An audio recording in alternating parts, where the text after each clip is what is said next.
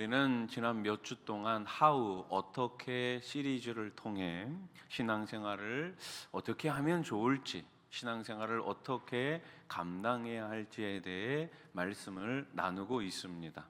일터 어떻게를 통해 하나님께서 우리의 직장을 단순히 생계의 수단이 아니라 하나님께 영광을 돌리는 예배의 자리로 주셨음을 배웠습니다. 그리고 지난주에는 말 어떻게를 통해 우리의 혀가 사람을 죽이기도 하고 사람을 살리기도 한다는 것을 살펴보았습니다. 그래서 하나님의 귀에 들려야 할 말, 무슨 말이었어요? 감사의 말, 믿음과 격려의 말을 해야 한다라고 배웠습니다. 그런데 여기서 우리는 한 가지 질문이 생깁니다. 무슨 질문이에요? 왜 우리는 일터에서 정직하게 살아야 할까요? 왜 우리는 사람을 살리는 말을 해야 할까요? 단지 우리가 착한 사람이 되기 위해서입니까? 단지 교회 다니는 사람처럼 보이기 위해서입니까? 아닙니다. 그 이유는 우리 모두가 하나님께로부터 보냄받은 사명자이기 때문입니다. 그렇습니다. 일터도 사명 때문이고 말도 사명 때문이에요. 하나님께서 우리를 직장으로 보내신 이유가 있고 하나님께서 우리에게 입술을 주신 이유가 있습니다. 우리는 일터에서 일만 하는 사람이 아니에요. 우리는 입으로 말만 하는 사람도 아닙니다. 우리는 누구입니까? 보냄을 받은 성도요, 예수 그리스도의 증인인 줄로 믿습니다. 그래서 오늘 말씀의 제목은 사명 어떻게입니다. 오늘은 하나님께서 우리를 왜 이 땅에 보내셨는지, 그리고 그 사명을 어떻게 우리 삶을 통해 살아내야 하는지에 대해 함께 말씀을 나누겠습니다. 여러분, 우리가 축구 경기를 하다 보면 이제 후반전쯤 들어서면 선수를 교체하는 타이밍이 나와요. 그러면 이제 가끔 보면은 감독이 교체해서 들어가는 선수에게 귓속말로 뭐라고 하는 장면을 볼 수 있습니다. 뭘 하고 있는 거예요? 교체해서 들어가는 선수에게 작전 지시를 하고 있는 거죠. 지금 들어가서 상대방 몇 번 선수를 잘 막아라, 전담 마크해라, 아니면 수비를 하다가 역습하는 상황이 오면 빨리 들어가서 슛을 때려라, 뭐 여러 가지로 이렇게 그 선수에게만 보내는 지시가 있습니다. 이렇게 감독에게 특별한 지시를 받고 경기장 안으로 보냄을 받은 상태, 그것을 우리는 뭐라고 얘기해요? 임무라고 얘기해요. 그 선수가 감독으로부터 받은 임무인 거죠. 그리고 신앙적으로 이것을 사명, 미션이라고 합니다. 그런데 만약 경기장에 들어간 선수가 감독의 지시를 까맣게 잊어버리고 관중석의 환호 소리에만 신경 쓰며 자기 멋대로 공을 차게 되면 어떻게 될까요? 아무리 화려한 개인기를 보여주어도 그 선수는 그날 경기를 망친 거예요. 선수의 가치는 뭐예요? 화려한 기술이 아니죠. 자기를 지금 경기장으로 보낸 감독의 전술과 지시를 경기장 안에서 얼마나 충실히 수행했느냐, 즉 자기 직무를 다했느냐에 달려 있는 것입니다. 우리의 영원하신 감독이신 하나님은 오늘 본문을 통해 우리에게 분명한 작전 지시를 내리고 있어요. 5절 말씀을 다시 보세요. 그러나 그대는 모든 일에 정신을 차려서 고난을 참으며 전도자의 일을 하며 그대의 직무를 완수하십시오. 아멘. 따라해 보십시오. 직무를 완수하라. 완수하라는 거예요. 끝까지 하라는 것이죠. 오늘 말씀을 통해 우리가 살아가는 가정과 일터라는 경기장에서 나에게 맡겨진 직무를 깨닫고 우리의 감독이신 주님의 기쁨이 되는 최고의 사명자가 되시기를 우리 주님의 이름으로 축원합니다. 자, 여러분, 사명이라는 단어를 들으면 어떤 느낌이 먼저 드십니까? 어떤 감정이 드십니까? 아마 많은 성도님이 은연중에 무거운 느낌을 받으실지 모르겠어요. 왜 그렇습니까? 사명은 나 같은 평범한 성도가 아니라 누구요? 목사님이나 선교사님이나 혹은 교회에서 엄청나게 열심히 봉사하는 특별한 분들에게만 해당된다고 생각합니다. 매일 출근하고 아이들 키우고 집안일 하느라 늘 숨가쁘게 살아가는 사람한테 사명은 너무 거창한 이야기처럼 들리기도 합니다. 그러다 보니 주일 아침에 이 예배당에 올 때는 성도로 오지만 주일 예배가 끝나고 문을 나서는 순간부터는 어떻게 돼요? 나는 사명과 상관없는 그저 평범한 사람으로 일상을 살고 있지는 않습니까? 그러나 성경이 말하는 사명의 정의는 결코 그렇지 않습니다. 사명의 한자 뜻을 보면 뭐라고 나와 있습니까? 불일 사자에 목숨 명자를 쓰지요. 그래서 어떤 의미예요? 목숨을 걸고 심부름을 한다라는 뜻이에요. 즉 사명이란 무엇입니까? 보냄을 받은 자가, 우리가 다 보냄을 받지 않았습니까? 보냄을 받은 자가 나를 보내신 이의 뜻을 따라서 내 삶으로 살아내는 거예요. 즉 저와 여러분들은 다 하나님께로부터 보냄을 받은 자예요. 누가 보내셨다고요? 하나님이 보내셨다고요. 그러니 우리가 이 땅에서의 삶을 살아가는 것은 누구 뜻대로 살아가는 거예요? 하나님의 뜻대로 살아가는 것입니다. 그것이 바로 뭐라고요? 사명이라고요. 사명. 그렇습니다. 하나님께 보냄을 받은 모든 성도는 단 한 사람도 예외 없이 사명자가 되는 것입니다.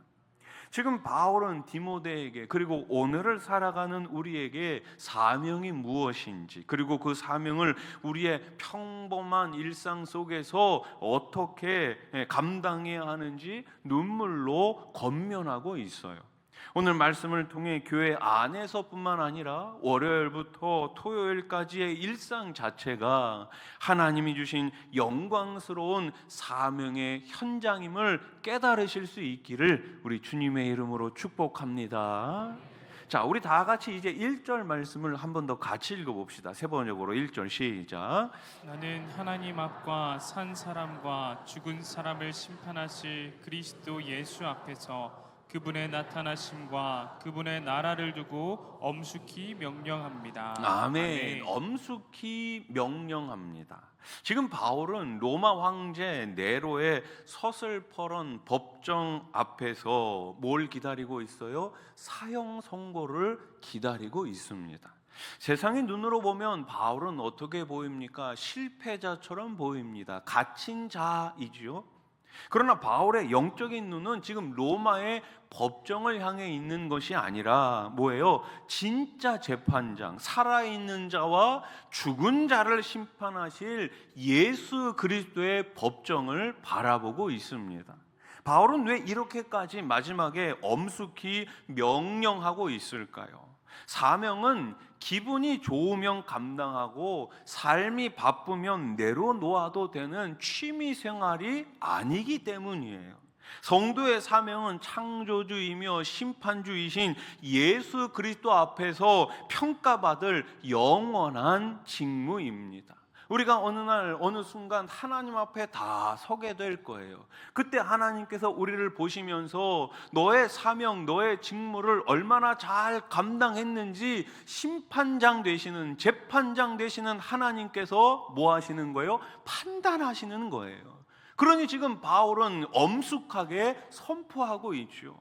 여기서 우리가 깨달아야 하는 것은 무엇입니까? 성도의 삶 자체가 바로 사명이라는 것입니다. 주일 1시간만 예배 드릴 때만 하나님 앞이 아닙니다. 월요일 아침 출근길 지하철 안에서도, 설거지를 하는 그 주방 앞에서도, 부하 직원과 회의를 하는 그 사무실 안에서도 우리는 주님의 불꽃 같은 눈동자 앞에 서 있는 사명자임을 기억하시기 바랍니다.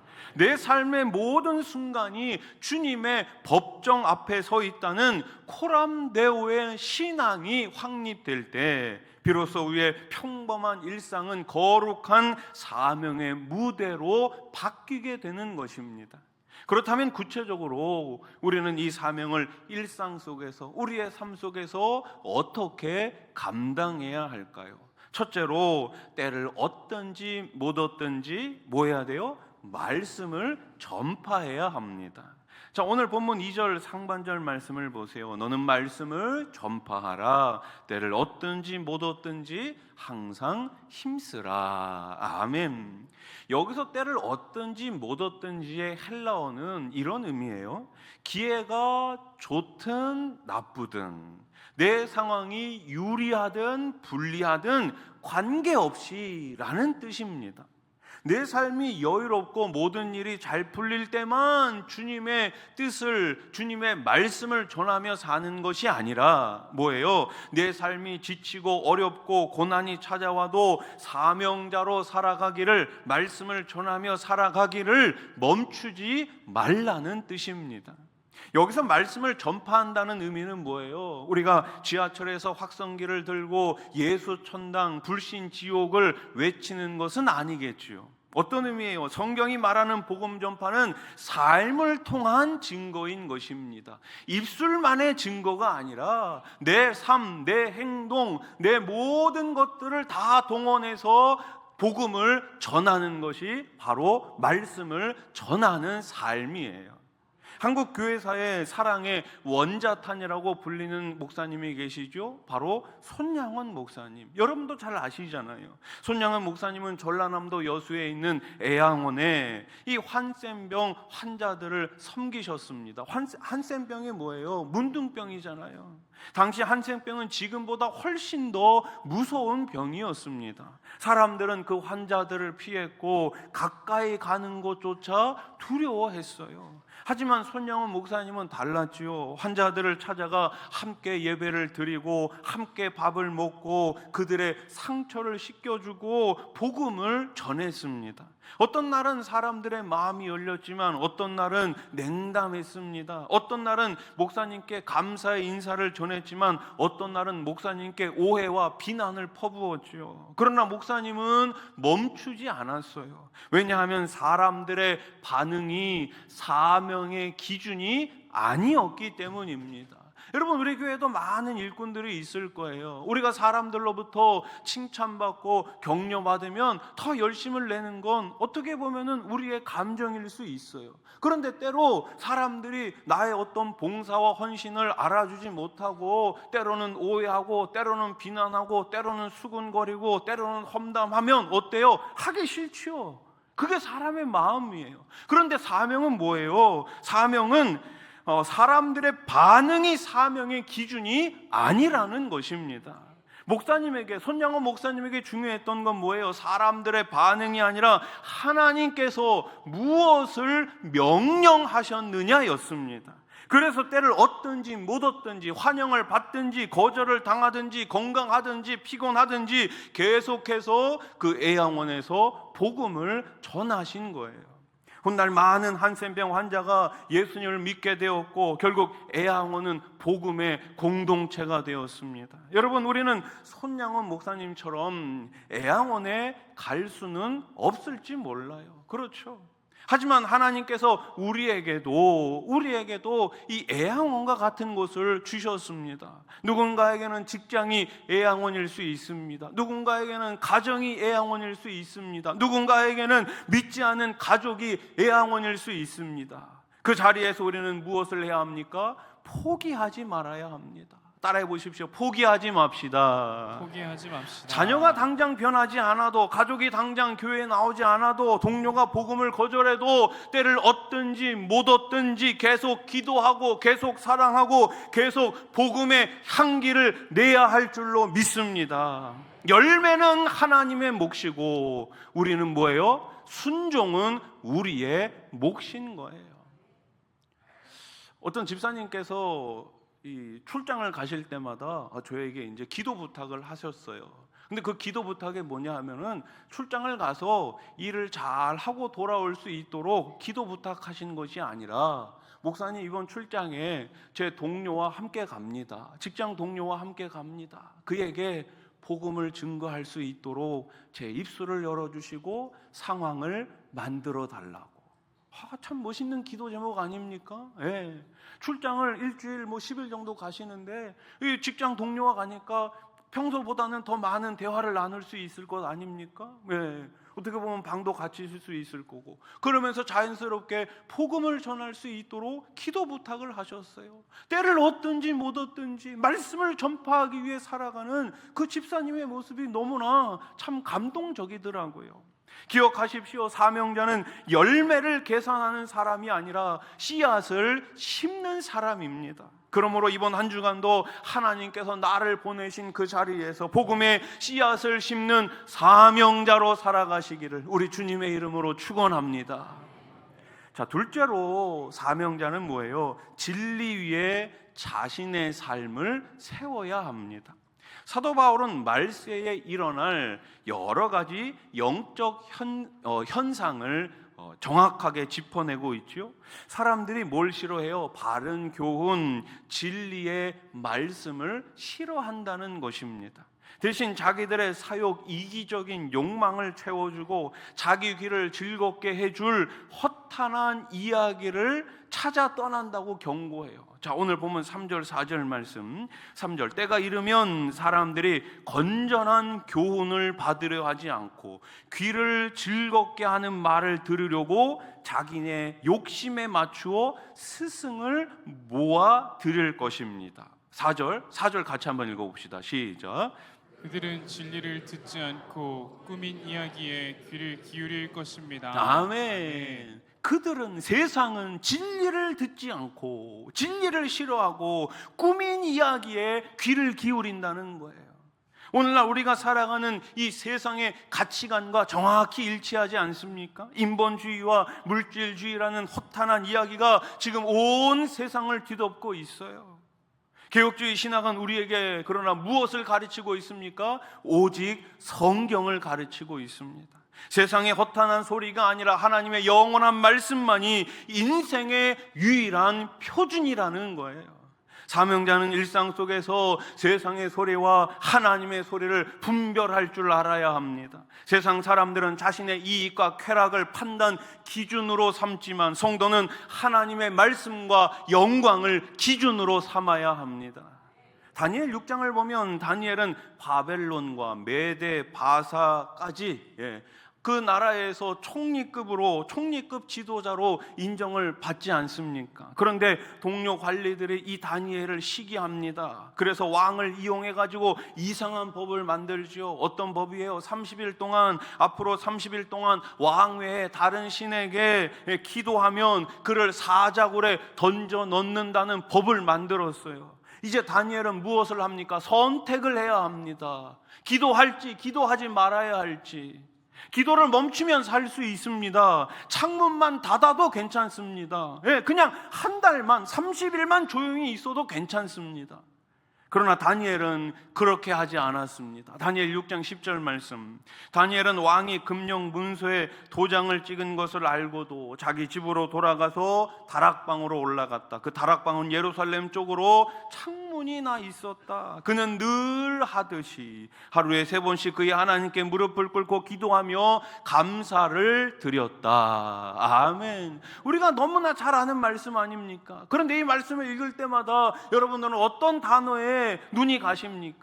늘 하듯이. 우리의 믿음은 한순간에 자랄 수 있는 믿음이 아니에요. 늘 조금씩 우리의 믿음이 자라가야 되는 것 아닙니까? 여러분, 큰 믿음, 큰 기적을 원하십니까? 그럼 오늘부터 믿음으로 살아가시기 바랍니다. 믿음이 쌓여야 하나님이 원하시는 장성한 분량에까지 자랄 수가 있는 거예요. 다니엘은 왜 이것을 선택했습니까? 다니엘에게 중요한 것은 사람의 법이 아니었지요. 하나님의 말씀이었습니다. 결국 그는 사자굴에 던져졌습니다. 그러나 하나님은 다니엘을 지켜주셨고 오히려 하나님의 영광이 왕의 입술을 통해 온 나라에 선포되었습니다. 여러분, 우리도 살다 보면 다니엘과 같은 순간을 만날 수 있어요. 그때마다 우리는 사명자는 무엇을 선택해야 할까요? 하나님의 말씀을 선택해야 할 줄로 믿습니다. 우리의 인생을 결정하는 것은 결국 누구의 소리에 귀를 여느냐예요. 누구의 말을 듣느냐에 달려 있습니다. 귀를 즐겁게 하는 세상의 말입니까? 아니면 때로는 아프고 불편해도 생명을 주시는 하나님의 말씀입니까? 다니엘은 왕의 명령보다 하나님의 말씀을 선택했습니다. 언제나 하나님의 말씀을 선택함으로 진리 위에 살아가시는 우리 성도님들 되시기를 주님의 이름으로 축복합니다. 자, 이제 마지막 셋째로 사명자는 고난 가운데서도 끝까지 감당해야 합니다. 바울은 세상이 어떻게 변하든지, 사람들이 다 욕망을 따라 살아가든지, 그러나 너는 하나님 앞에서 사명자답게 살라고 명령합니다. 오늘 본문 5절 말씀을 다시 보세요. 그러나 너는 모든 일에 신중하여 고난을 받으며 전도자의 일을 하며 내 직무를 다하라. 아멘. 바울은 세 가지를 권면하죠. 뭘 권면합니까? 신중하라, 고난을 받으라, 직무를 다하라. 자, 첫 번째, 모든 일에 신중하라. 무슨 의미예요? 영적으로 깨어 있어서 늘 자기 자신을 돌아보라는 것이죠. 두 번째, 고난을 받으라. 무슨 의미예요? 예수님을 믿는 것 때문에 찾아오는 불편함과 불이익을 외면하지 말고 기꺼이 감당하라는 것입니다. 돌파하라는 거예요. 도전하라는 거예요. 셋째, 직무를 다하라. 무슨 의미입니까? 하나님이 내게 주신 삶의 자리, 내게 맡기신 책임을 끝까지 완수하라는 뜻입니다. 여기서 우리가 주목해야 할 단어가 무엇입니까? 내 직무를 다하라. 따라해 보십시오. 직무를 다하라. 직무를 다하라. 다 해야죠. 멈추면 안 됩니다. 사명은 대단한 영웅이 되는 것이 아닙니다. 하나님이 나에게 허락하신 나만의 직무를 묵묵히 지켜가는 것입니다.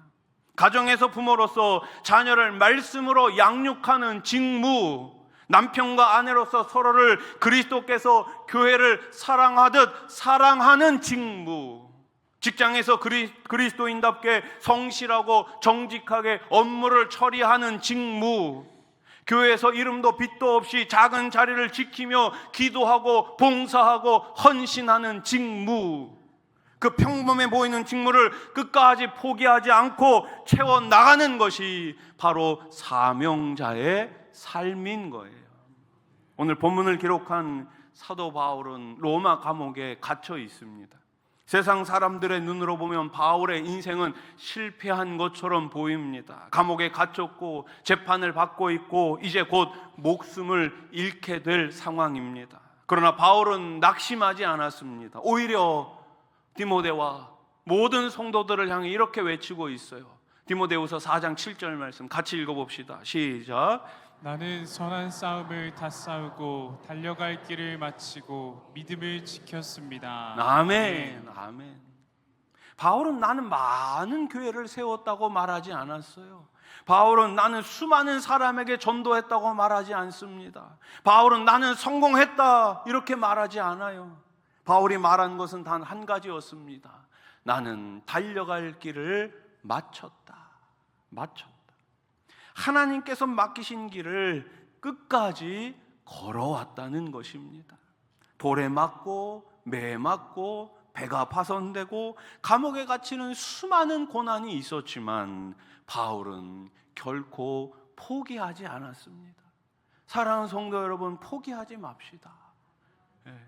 누구 말처럼 포기는 배추 셀 때만 쓰는 단어라고요. 우리 교회가 이제 50주년을 준비하고 있습니다. 지난 모든 세월이 하나님의 은혜고 영광인 줄로 믿습니다. 여러분, 우리가 정말 중요한 시기에 이 자리에 앉아 있지 않습니까? 네, 50주년을 맞이할 수 있는 기회가 우리에게 온 거예요. 그렇다면 여러분, 우리가 어떻게 이 사명을 감당해야 될까요? 염려하지 마십시오. 주님이 우리와 함께 하셨듯이 앞으로도 함께 하실 줄로 믿습니다. 그 믿음 바라보며 여러분이 계신 그 자리를 끝까지 잘 지키실 수 있기를 축원합니다. 내일 아침 출근길이 우리가 선교지로 가는 길이며 가족과 나누는 한마디가 복음의 통로가 되면서 내가 맡은 작은 직무가 하나님 나라를 세워가는 사역임을 믿으시기 바랍니다. 하나님께서 저와 여러분들을 부르셨고 저와 여러분들을 우리 수원아산 교회를 보내십니다. 이번 한 주간도 그 사명자로 살아가시기를 우리 주님의 이름으로 축원합니다.